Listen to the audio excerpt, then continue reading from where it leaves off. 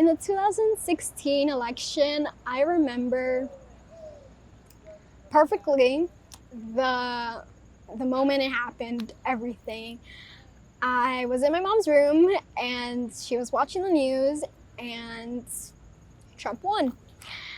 It was a turning point. Sorry if I'm getting emotional.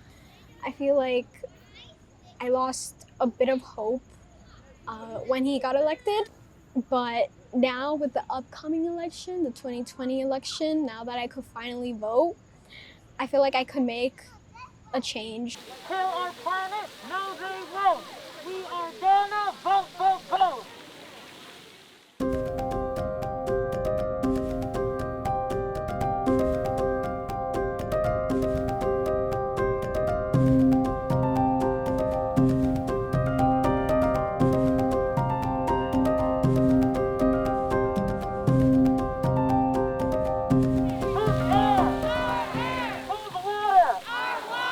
So with this upcoming election, the issues that I'm paying most attention to are definitely like racial justice, and then obviously climate justice and climate action. When I cast my vote for this November election, what I'm casting my vote for is for immediate action for the climate crisis and for climate reparations to BIPOC communities. My grandmother has to buy water bottles because she never knows what day her water is going to come out dirty. So today we're here marching against environmental racism. We're using our voices by teach-ins. I face this issue too. We need to do better. Environmental racism is something very important. It's not something that's very addressed in the climate movement.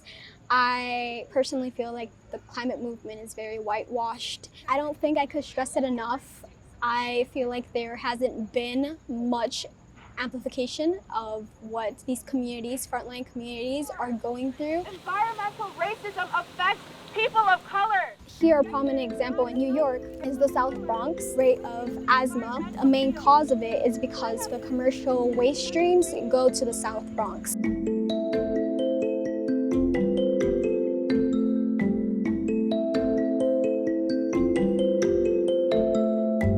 Nationally, there's a lot of indigenous people that are fighting for their lands against pipeline construction, and this is a reoccurring problem that's been going on for a lot of time.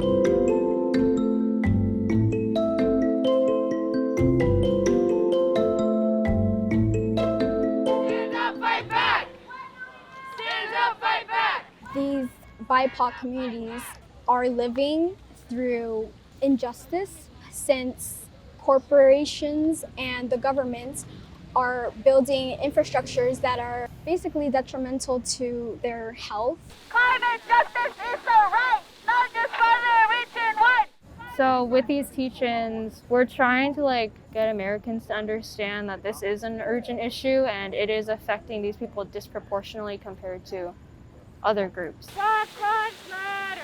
Black lives matter. Climate justice. Climate justice. Climate justice. Climate justice. Do you feel like, in your opinion, the presidential candidates have talked about this enough? No, I don't think so at all. They really do not touch on any of the deeper factors. Like they might mention oh, pollution is bad. They'll be they'll cite off a few statistics, but they don't actually talk about who is being affected by it first, and they don't talk about why. So I want our next president and I want local officials to care about the environment and prioritize our future over profit and immediate wealth. We need to make sure that we vote in the election this November.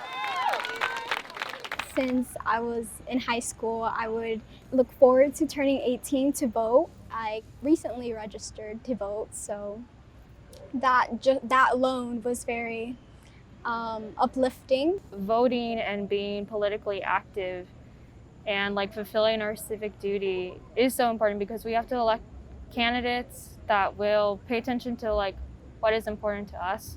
So much is at stake in this election. The future of climate policy is at stake.